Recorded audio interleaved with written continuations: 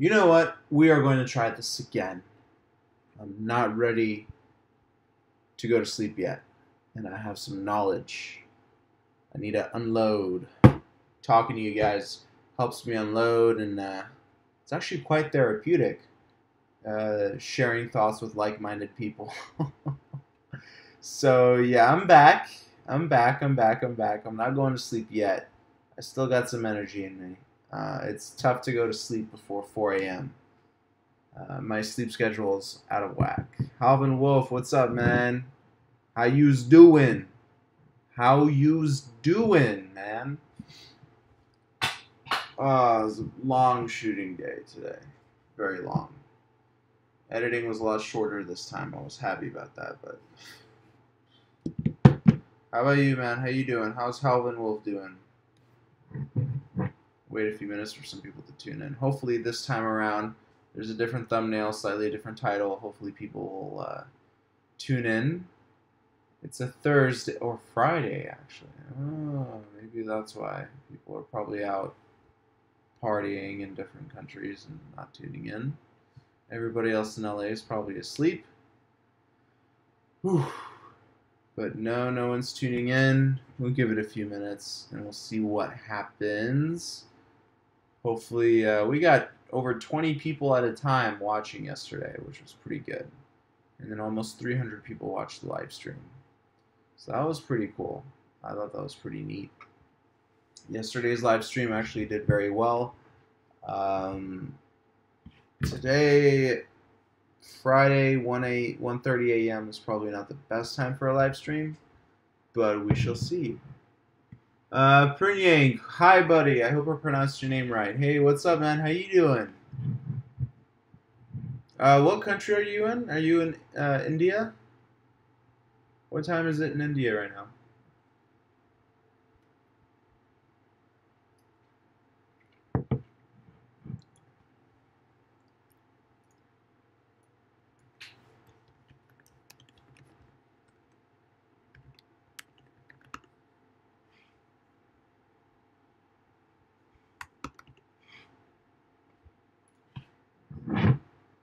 What time is it in India?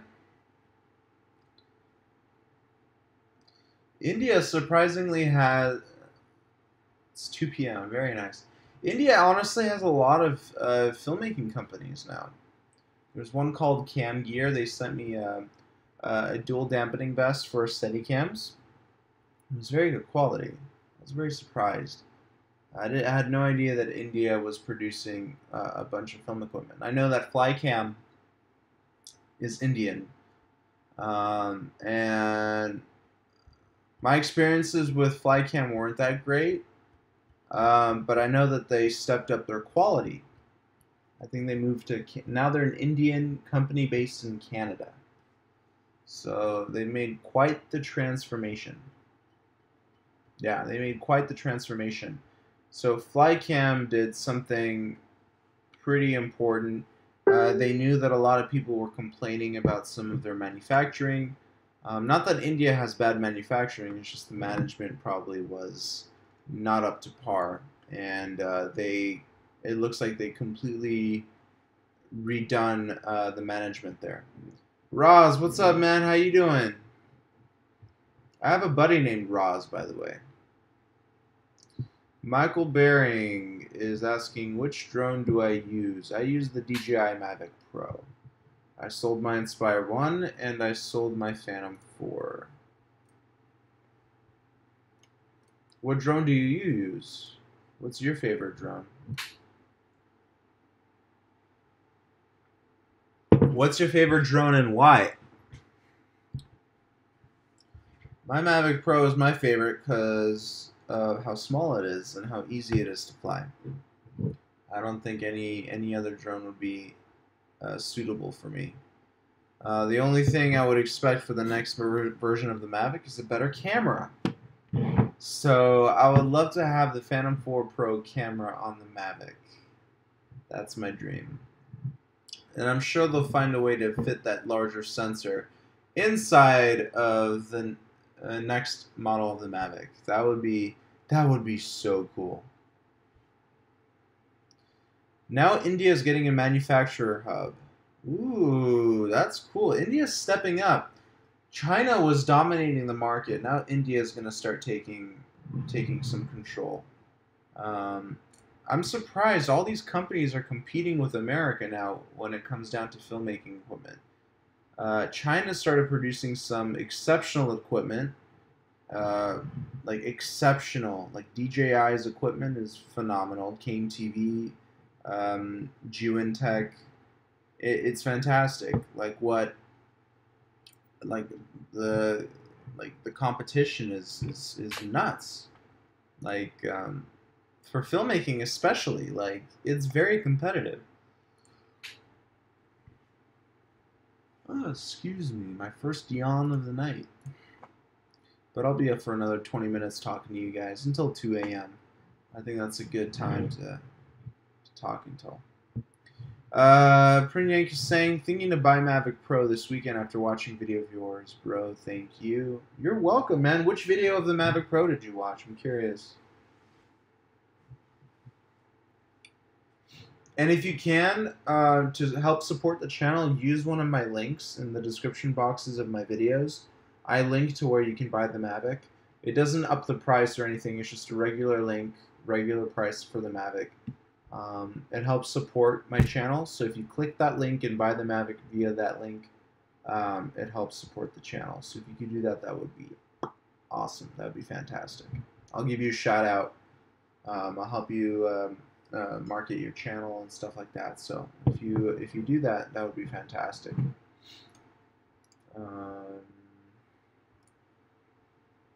Thomas, you're asking a very good question.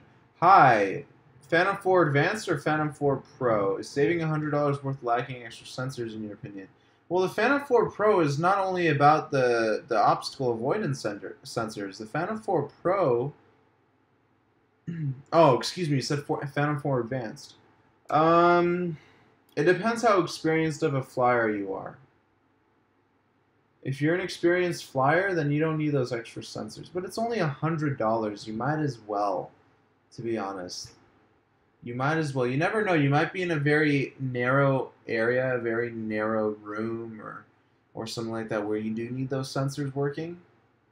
I remember when I had my Phantom, I would fly backwards a lot. And those sensors in the back, you know, would have been very helpful. So you know what? $100 for those sensors, I think it's worth it. If you really think about it, they can save you. They really can. I don't know too much about the side sensors. They don't work in normal shooting modes. They only work in tripod mode. So the side sensors are kind of useless, but the rear sensors I think will help you out quite a bit.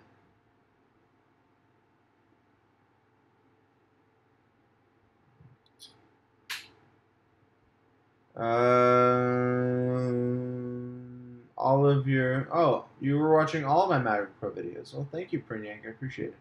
Roz, bro, I asked you for a fixed display. It's when your screen can't turn on. You see what the camera's filming. Is it a big problem? I don't understand your question, Roz, unfortunately. Can you try and elaborate, please? I don't know what you mean by fixed display. It's when your screen can't turn. Oh, gotcha. Like on the Canon 5Ds, they don't have a tiltable or flip out screen. Gotcha. That's what you mean. Okay, so a way to fix that issue depends if your camera has this feature or not. Use the Wi-Fi feature. Watch the feed through your phone. Obviously, there's going to be a little bit of a lag, but you can use that as a reference point to framing. Don't refer to color. Don't use your phone to help you understand color. Use your phone to help you understand framing. Or you have another option of using an external monitor via HDMI cable. That's another option you have. A lot of the times, though, I've experienced situations where I could not use my phone, I could not use my monitor, and I could not see what the camera was displaying. It's called blind shooting. That happens sometimes. So you have to have a really good eye. You have to practice shooting a lot with your camera and with different lenses to understand, to envision what the camera sees. Once you learn how to do that, you won't need a monitor. You won't need to rely on the display all the time. You really won't. So practice. Oh, excuse me. Practice. Practice with different lenses and shoot hours and hours every day, and you will eventually learn what it's like not to have a display, and you won't be worried about it. You really won't. Good question, very good question. But hopefully your camera does support HDMI out. Hopefully it supports what's it called, Wi-Fi accessibility. So if it does, use those features to your advantage. Pre-Inc, which all accessories you suggest you buy with the Mavic Pro kit? So that case I reviewed, the Doobie case, it's about 39 bucks. I think it's a very good case. Um, you definitely need a case. Regardless of what I review or not, you need a case for your Mavic Pro. Also, ND filters. I did a review on ND filters. ND filters are filters for your lenses, for your camera, that help stop down light. That's an important thing that you need. Very, very important.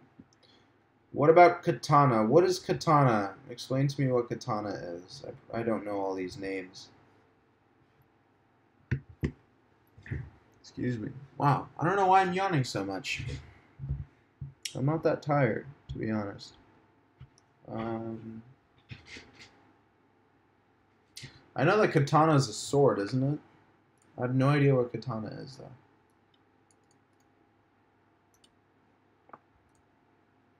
Let me know, let me know, let me know.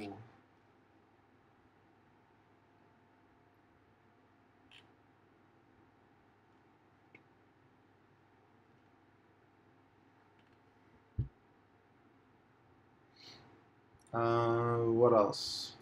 Any more questions, guys?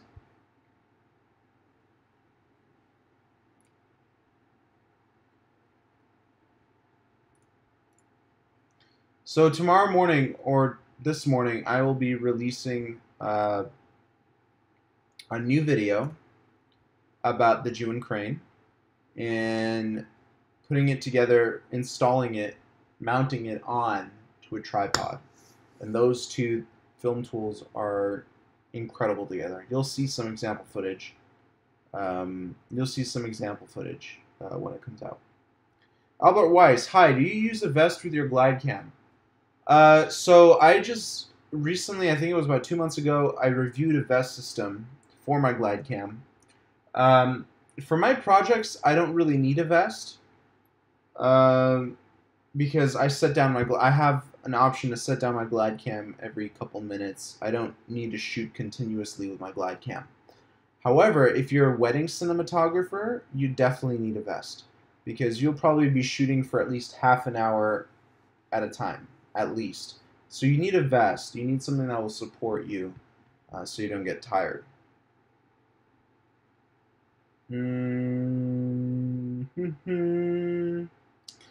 It's a hand-help stand on which can make a glide cam stuff on the Mavic Pro. So I have one of those, actually. I'm reviewing one on Monday. It's not called Katana. It's from a different company. I'll be reviewing it. I'll come up with a review video for it on Monday, and you can take a look. My voice is cracking because I'm a little tired. Braz is asking, what was my first camera? My first camera. It was a Canon. Oh, I'm yawning too much, guys. That's not good.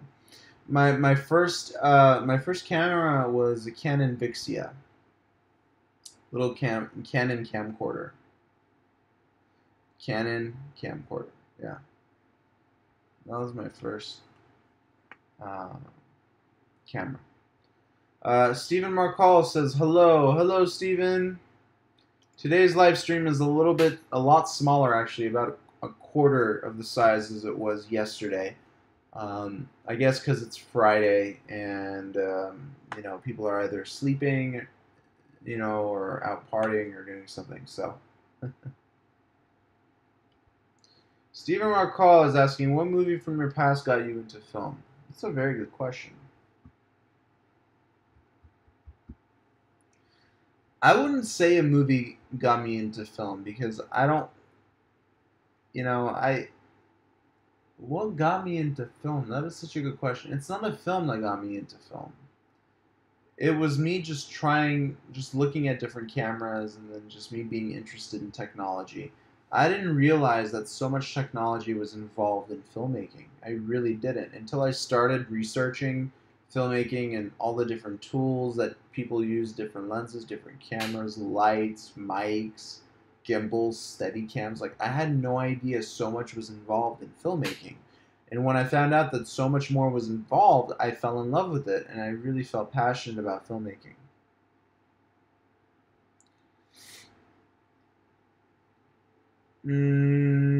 Stephen McCall is asking, what's your favorite recent film? My favorite film of all time, first of all, for all you guys, is The Matrix. That's my favorite film of all time. But what's my favorite recent film? Very good question. I need to think about that.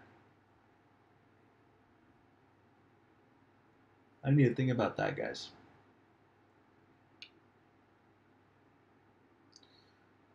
You being in LA and being in filmmaking, have you come across huge celebrities in town?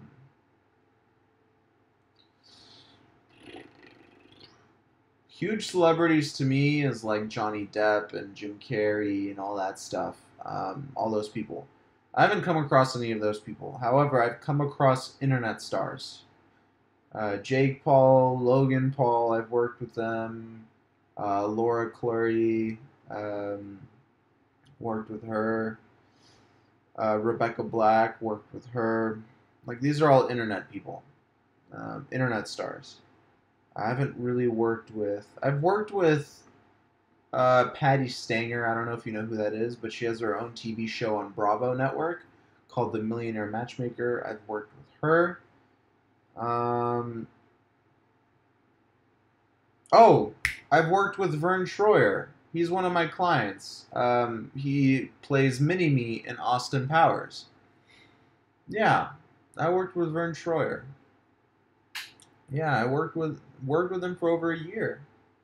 Yeah. So I shot and edited all of his content on his YouTube channel within the last year. So yeah, the best L. Hey, what's up, the best L? How you doing? Stephen Marcall is asking, do you feel famous YouTubers will be mainstream famous one day, or do you think they should just save their money? I'll tell you right now, I'm not happy with the way YouTube is going. Uh, People are getting big for the wrong reasons. And by big, I mean getting famous for the wrong reasons. There's just so much junk on YouTube right now. I'm not going to say any names because I've worked with some people uh, that I just don't agree with the kind of content they're putting out. But they're getting millions and millions of views. So obviously something is working. But for me, I feel like that's mainstream YouTube now, is junky content. Creators, old school creators like Shay Carl and Ray William Johnson, these are all like the early creators. They all left YouTube. They're gone. And I don't know if they're coming back. And they left because they realized that the new era of YouTube is junk. Unfortunately, it's junk. Um, so in that case, it's not fun. So that's my opinion That's why I feel like YouTube is a great platform for learning. That's what I use YouTube for. I don't really use it as entertainment. I use it as a gateway to learn. Are internet celebrities much different behind camera? For example, Jake Paul. He seems like a douche right now. Not sure if you keep up with the YouTube stuff. So yes, I do keep up with Jake Paul and Logan Paul. When I worked with him, I think about 7 or 8 months ago. He's actually a really sweet guy. I'm not gonna lie. He's a really sweet guy. Um, his online persona is different. He's a lot more mellow in person, believe it or not. A lot more mellow. Even though he vlogs so much of his day and shows it on YouTube, he's really, really mellow. All of them are actually very mellow. The Team 10 people. When I was working with them, they were extremely nice to me. They bought me lunch. It didn't feel like work with them. It felt like we were hanging out, having a good time. So I don't think Jake Paul is a douche. I don't think Logan Paul is a douche. I think they're good people. They're simply giving people who watch YouTube what they want. That's what they're doing. They're giving people who watch YouTube what they want. So if the content they're producing is getting millions of views, they're clearly doing something that the person watching YouTube wants. And what's wrong with that? It may come across as douchey. That's your opinion. I understand. That's perfectly fine. But they're simply doing what people want, what people want to see. But in person, they're good people. I know some people are saying it's hard to believe, but they're good people. They have good hearts, and Jake Paul he's a smart dude. He's a businessman. When he used to live on Vine Street with all the other Viners, him and his brother lived in the same place. And when I was over at his apartment, everything was organized. He had a huge whiteboard with a list of ideas. He has business plans on the table. Like, he's not only a YouTuber, he's an entrepreneur, guys. Like, he's an entrepreneur. He's a businessman. He's a 20-year-old businessman, and that's very difficult to find in a 20-year-old, believe it or not. Same thing with Logan Paul. He's a businessman too. And it's difficult to find a character online who's extremely successful, who also has side businesses. So yeah. The Siho Productions. Hi from Vietnam. What's up, Vietnam? I wonder why Hollywood is still using traditional film recording machine. They're not. It's dying. It's dying. It's dying. Film has become very expensive. They're all moving to digital. So very rarely do film companies work with film. Very rare. It's very expensive. Who is your favorite current director? Chris Nolan, Darren Aronofsky. I like Darren Aronofsky actually. But my favorite right now, my favorite director is Ridley Scott. He made The Martian. He made the new Alien movies. Oh, so good. Ridley Scott. My man. CO Productions is asking, so with a budget filmmaker beginner like me, what should I need to focus on when producing video for clients, such as small TVC documentaries, gear, scenes, LUTs? Okay, so what should I need to focus on when producing a video for clients? You need to focus on sound. Sound is number one, right next to video. They're side by side, 50-50. So sound and video. So you gotta also focus, when it comes down to video, you gotta, choose your lens, obviously. A fast lens. I like fast lenses, like a 2.8, 4.0 if you're on a Sony camera, because those are very sensitive to light. I'm honestly not a huge fan of prime lenses. I'll tell you why. Because they're difficult to work with. They're not efficient, but they give you a beautiful picture. So if you have extra time to spend resetting the camera, putting a new lens on there, I have a few primes. I don't use them as much as my zooms because they're just not as efficient. Zoom lenses, I can change focal length, boom, boom, boom, boom, boom. But with primes, you're going to get better bokeh, you're going to get better depth of field, and because there's less glass elements, you're going to actually get slightly better low light performance in prime lenses than you are with zooms. Um, so yeah, lookup tables, editing. I mean, these are all very important. So maybe you can narrow down for me so I can answer the question better for you. Stephen Marcall, I imagine there's a ton of stress with your career. Not sure with what you make, but my question is the stress with your job worth the money? I don't have any stress, man. I really don't. And one of the biggest stress I've had was dealing with a client who wanted to redo a whole video. And even that is not that stressful. I've dealt with some pretty egotistical clients, and for some reason, I'm able to handle them very well. So I'm not really stressed with my job. I did, however, have one issue where a memory card failed on me and a hard drive failed on me. That was stressful. When technology fails, that's extremely stressful. But dealing with clients themselves, like that's for me, that's not stressful. You know, I deal with them all the time. I'm used to it. I can handle egotistical people. That's not a problem for me. But overall, my stress levels are a lot lower in my business life than they are with my personal life. A lot lower. You have no idea. Business stress is down here, like low to the ground. Personal, so it's completely different. I'm not too worried about my business, to be honest. Knock on wood, you know. But yeah, stress levels are not too high. Even if I don't get enough sleep, my stress levels are not too high. In the beginning, when I invested all of my money to the point where I was in massive debt and I had a zero dollars in my bank account, that was very stressful. The beginning is always very stressful, but once you start building that momentum,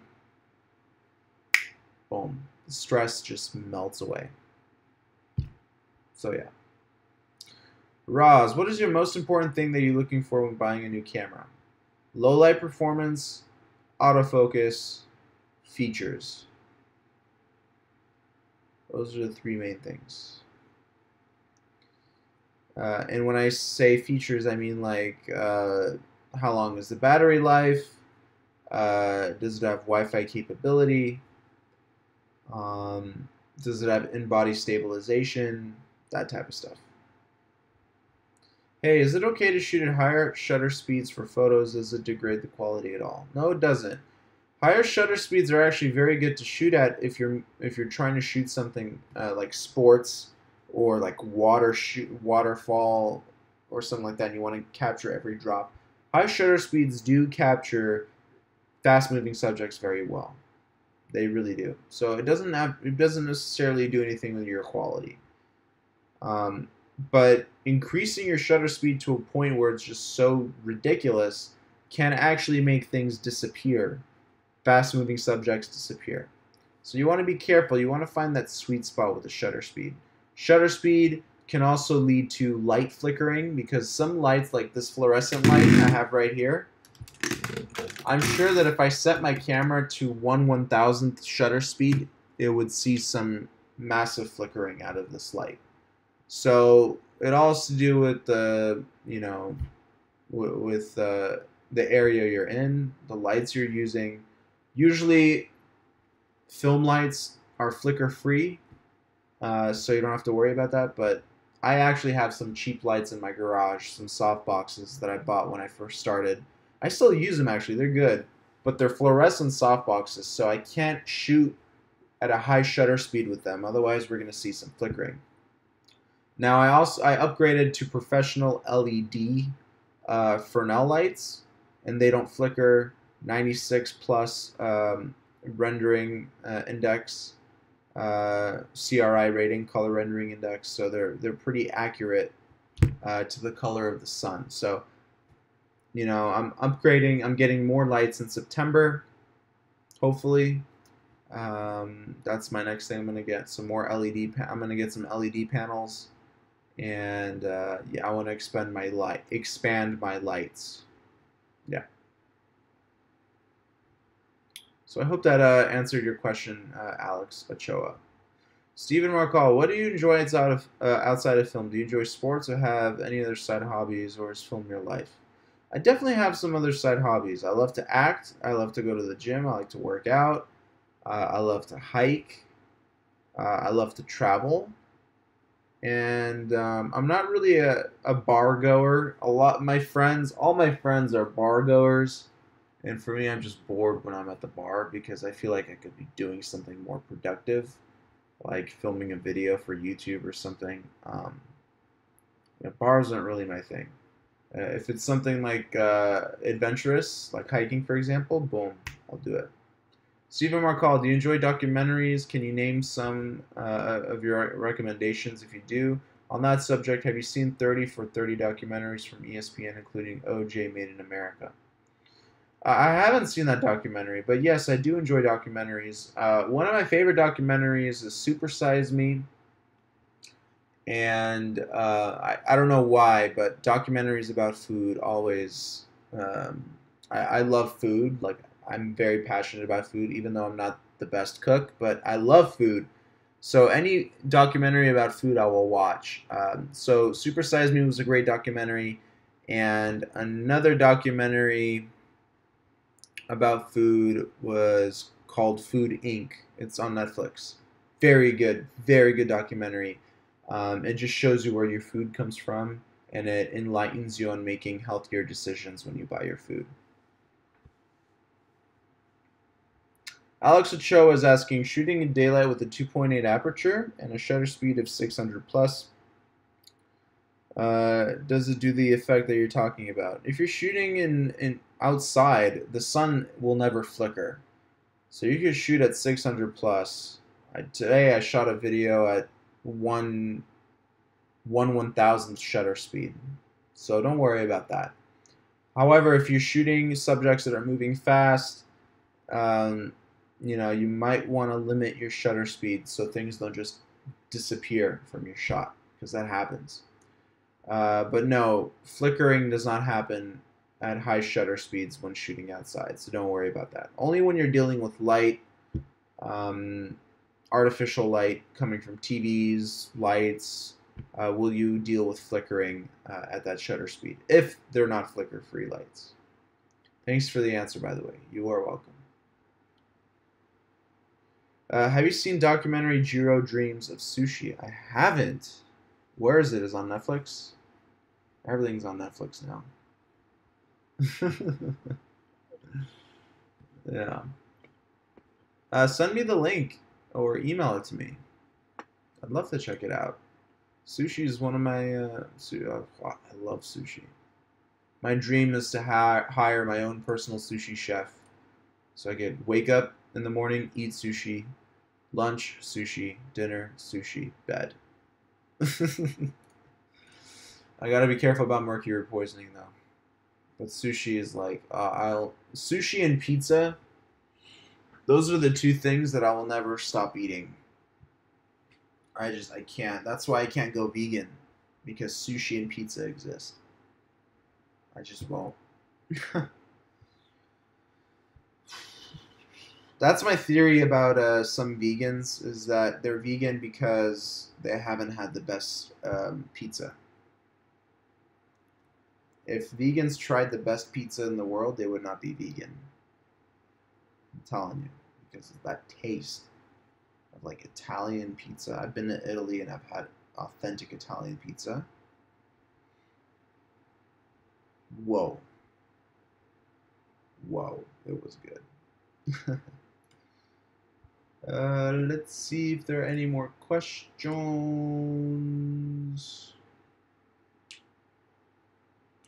What is the editing app that you use? I use Final Cut Pro.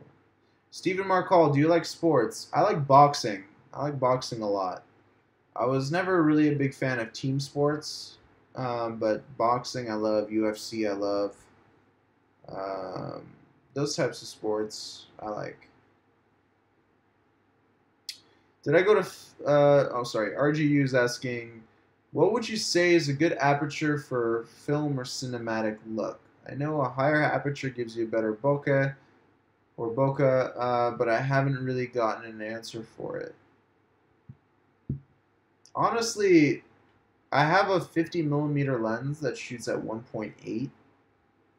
Oh, you want cinematic? Get a nifty 50, or you can get a 50 millimeter 1.2. Oh my god, I think that's a Canon L series lens. It's beautiful. 1.2 aperture, 50.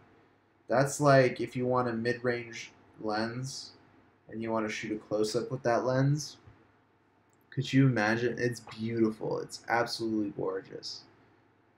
So yeah, 50 at 1.2. That's beautiful lens. CO Production says, I don't think the new Alien movie is good. Totally destroyed the previous Prometheus. I agree. Just comment. Can you tell more about the how to tell a story in a video? Yes. Don't think that. Yeah, definitely Prometheus was a lot better. Alien was okay. It was just okay, but I love the special effects though. They're it's Ridley Scott. But Prometheus was a masterpiece in my opinion. I just absolutely love that movie. Everything about Prometheus was brilliant, in my opinion. Can you tell more about how to tell a story in a video? So that's a good question. So let's say a producer hires you to shoot a video. You take a script. Now, what kind of video? Tell me what kind of video. Do you mean a film? Are you writing a film? Like, give me more info about it. How to tell a story in a video.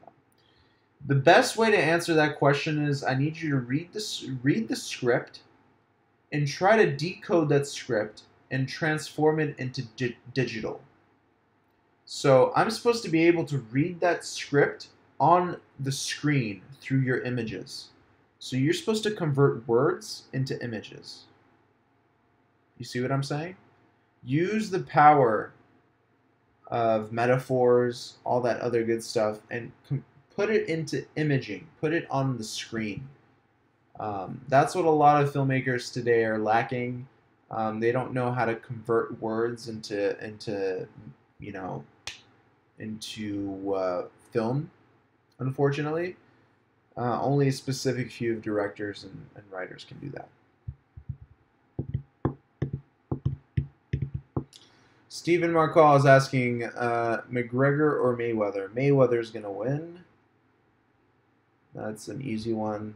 RGU, thanks so much for the answer. I already own a 35 millimeter 1.8 and a 24 millimeter 2.8.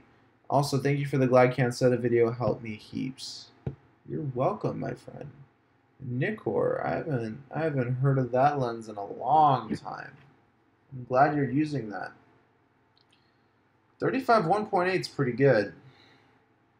I wonder if your camera that you're using allows for crop sensor shooting, because then that lens will become around a 50 millimeter. Around a 50, 55, something like that. And then you can get some beautiful shots. And I'm happy that my GlideCam video helped you. It warms my heart, to be honest. Like, that video is probably gonna hit 500,000 views by September, I think. Maybe not September, maybe like October, November, probably something like that. The CO Productions, I do lots of food reviews and I had to write scripts myself. Some of the recent projects are documentary and coffee machine tutorial. Same, I have no scripts too. So try to make it okay. So I think I see what you're kind of saying. So I wonder if you've seen the Matthew McConaughey Lincoln commercials, right? So those Lincoln commercials, they are trying to showcase luxury.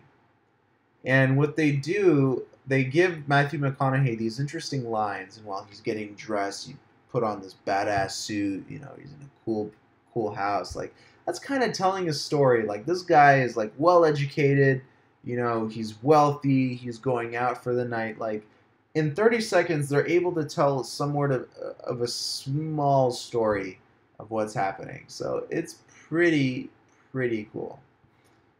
So try to incorporate that. If you don't have a script, you can still tell a story, um, but you have to understand the concept. Like what are you trying to sell? What are you trying to show?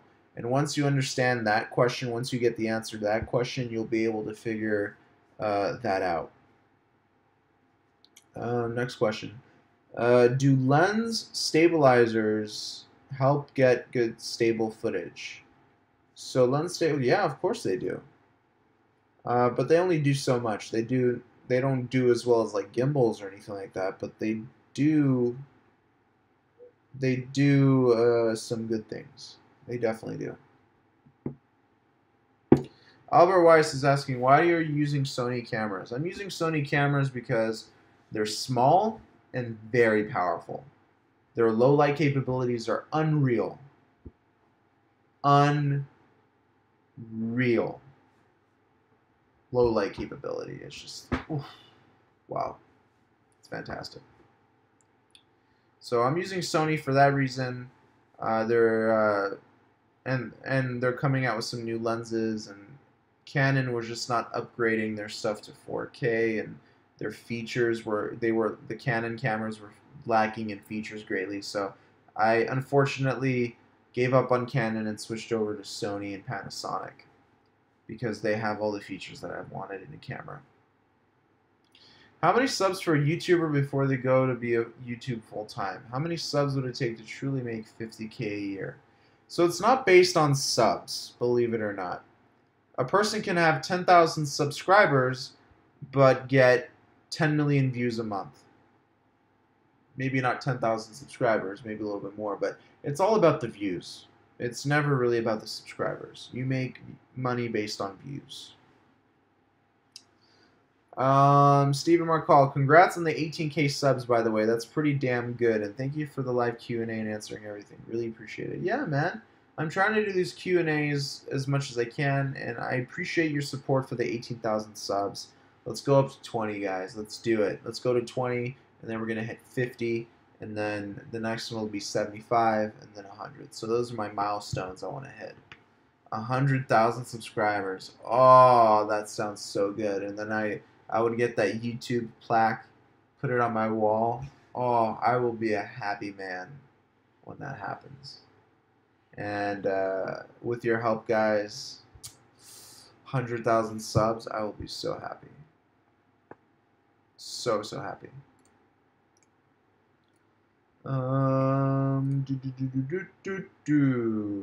Any more questions, guys?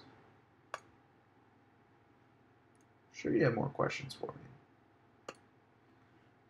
Steven Marcall says that he subbed. Thanks, Steven. I appreciate it, bro. CO Productions, I appreciate your answers. See you again soon. All right. I'll see you again soon as well. Do we have any more questions, guys? RGU says, yeah, I have a D3300, Nikon, and a 60D Canon, both crop sensors, so I guess I have a 52.5 and a 38mm lens instead of a 35 and 24. Also finished editing my first film that I made for school. Awesome, man. Put it up on YouTube and share it so we can take a look. That sounds pretty exciting. How was the experience? Stephen Marcall, what advice do you give to get 10K subs? So 10K is a pretty good first milestone. How did I get my 10K subs? I put out content that YouTube was lacking, such as balancing a glide cam, that was one of my first viral videos. You know, it's almost at 500,000 views. It's I got 420 some thousand views in about a year, which is pretty cool. Um, that video was I've been reading the comments on that video, and subscribers and viewers are actually most of them are very good when they write comments, because they tell you what's wrong with the video, they tell you what's right with the video. I like it a lot more when people leave comments, even if it's a negative comment. You know, I don't like it when people are saying, "Oh, F you, F this, F everything." But if they're giving you constructive criticism, then that's what makes you a better YouTuber and a better filmmaker. So I read the comments and I give my viewers what they want. More glide cam videos, more drone videos, more G1 tech videos. So more gimbal videos. Like, I'm giving my subs what they want. And because I'm still a small channel, that's what I have to do. When I get to 100,000 subscribers, I'll be able to do other things for a little bit. And if I only have 10% of my subs watching, that's still 10,000 views on my video. So I'm okay with that. But right now, in the beginning, while you're building your channel, you have to find that niche. What is missing on YouTube and target it. And that's what I did. Balancing, glad cams. No good tutorials were online when I uploaded. I had another video on how to use a camera slider. That one also went viral. I think it's at 200,000 views right now. That's an older video though, a couple of years old. And that video was also a niche because DSLR sliding tutorials were not very popular, and it was really lacking. But I was able to fill that void, and that's how I got the views.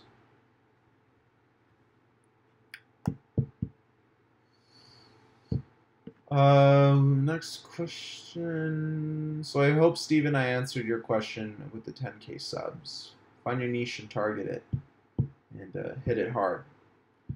Kind of liked.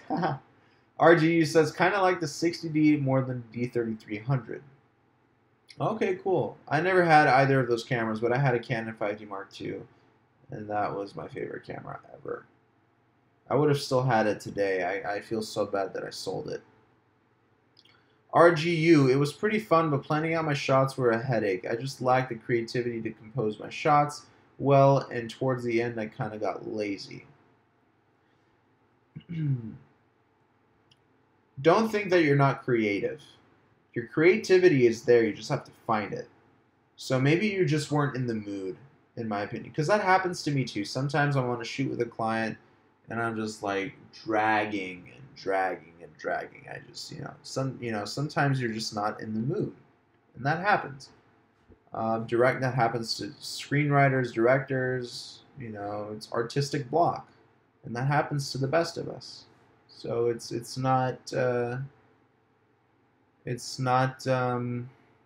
nothing new, my friend. So don't worry about it. You're gonna deal a lot more with this kind of stuff. It's gonna be more frequent. But the more shoots you do, the better you are going to get at handling it and overcoming it. Albert Weiss, how did you start getting constant clients? Very good question. I worked a lot for free.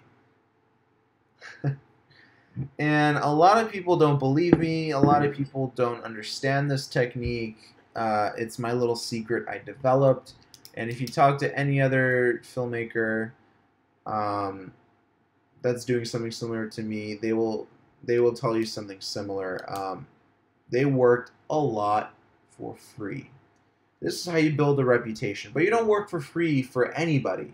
You work for free for high-profile clients. So my first couple clients that I worked for free at least had 100,000 followers, nothing less.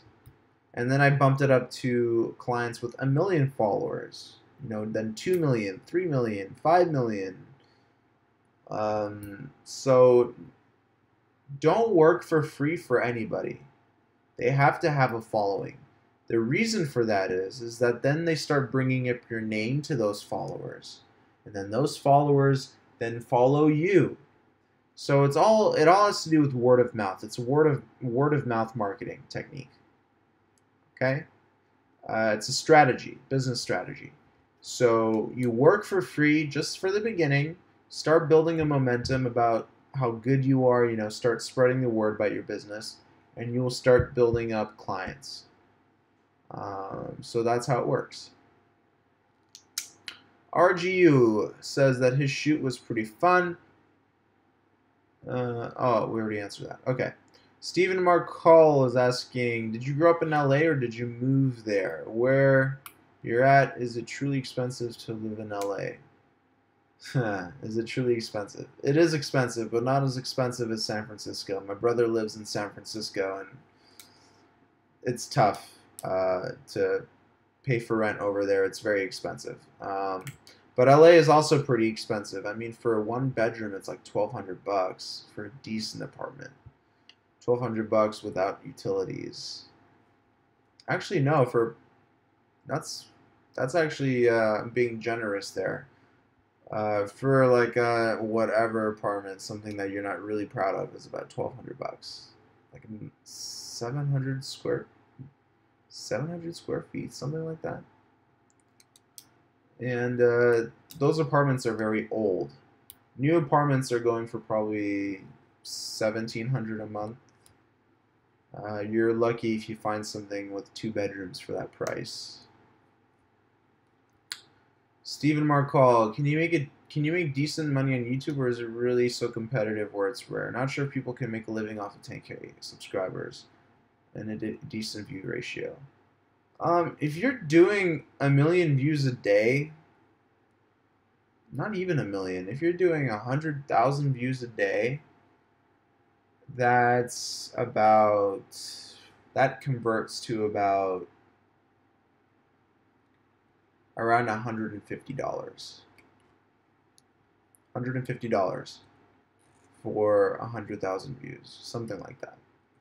So ask yourself, if you make a video every day that gets up to 100,000 views, will you be able to live off of $150 a day? So it's tough. I don't think you can make a living off of YouTube until you're gonna start getting like 300,000 views a day. That's when you're gonna, you can quit everything else and just do YouTube stuff. Is when you're making at least 300K views a day. And there's quite a few YouTubers who are doing that easily. So that's when they start making decent money, in my opinion. Just saw the price of the new Nebula 5100 slant. It's like almost the same with the Ronin. Would it be better to purchase the old Ronin than this light Nebula 5100 slant? I haven't seen the new Nebula 5100. I'm curious. Maybe I can reach out to them and see if they'll send me a demo unit. I'd love to play around with one. Let me check it out and let me get back to you. All right. I want to work with Nebula. I think that's a pretty cool thing. It's been popping up a lot more lately.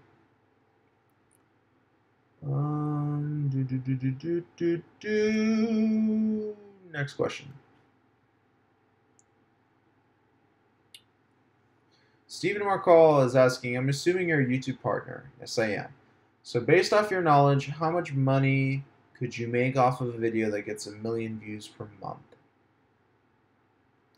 So if we're making $150 per 100,000 views, 1 million views a month would be about $1,500 a month, $1,500 a month, approximately. I think. YouTube is constantly changing their algorithms. I'm just spitballing. So if you get 1 million views a month, I think that you'll be making around 1,500. I think. Just from the statistics I've seen. But again, YouTube constantly changes algorithms. Maybe they're taking subscribers into account now. I don't know. But they probably are. I know that subscribers are important for ranking. So subscribers are important for ranking, and so is the like to dislike ratio, tags, you know, keywords, titles, all that stuff.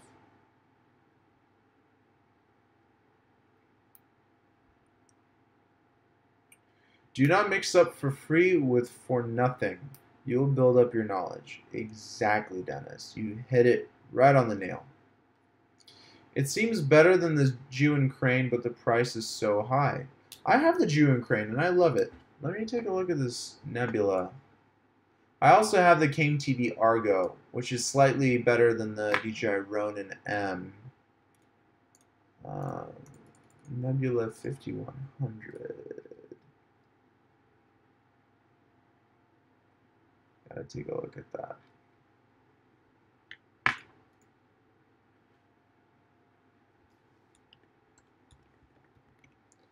100. Let's see how much it is.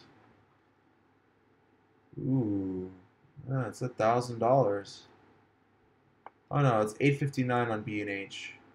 It is very expensive. I'm gonna reach out to them. But wow, look at that. Nebula never used to look this good. I wonder what the payload capacity is. Wow, Nebula looks fantastic. I wonder why the price is so high though. It's probably because of the payload.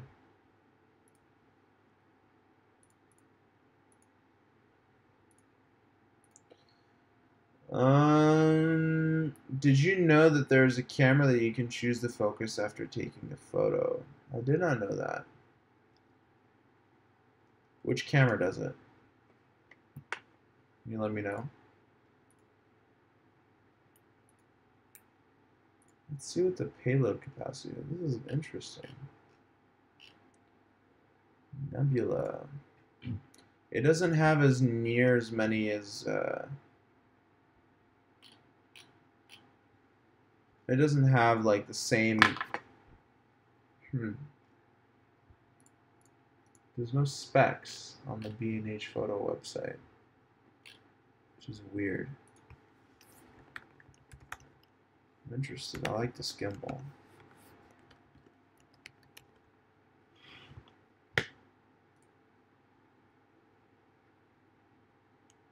There's a light version as well. Interesting. Huh. Stephen Marcall, do you think famous YouTubers can make a lot of money by creating an app for streaming services with exclusive premium content for their superfans? Do you think that would work if it was cheap? Yes. Definitely. And I think a few of those things are happening right now as we speak. Yeah. All right, my friends. Well, we're going on for 57 minutes already. That's fantastic. I'm going to go ahead and get some sleep. Thank you guys so much for watching. Again, if I provided you guys with some awesome content, which I hope I did, please, if you can spare $1 or $2, throw me a super chat. That little $ icon under the chat box. 1 cent, 2 cents, $2, $1, whatever you can donate, whatever you can spare will greatly help this channel. It allows me to purchase new equipment to review for you guys, and then I'll be able to give it away for free to any one of my viewers or subscribers. So, you know, the more you donate, the bigger chance you have of getting this stuff for free. So, all right, guys. Thank you so much for your questions. And if you don't have money to donate, please at least share this channel with your friends. Tell them to subscribe, watch the content, and let's build this community together. Let's make it a huge community. All right, guys? I'll talk to you soon. Thank you so much for watching. Bye-bye.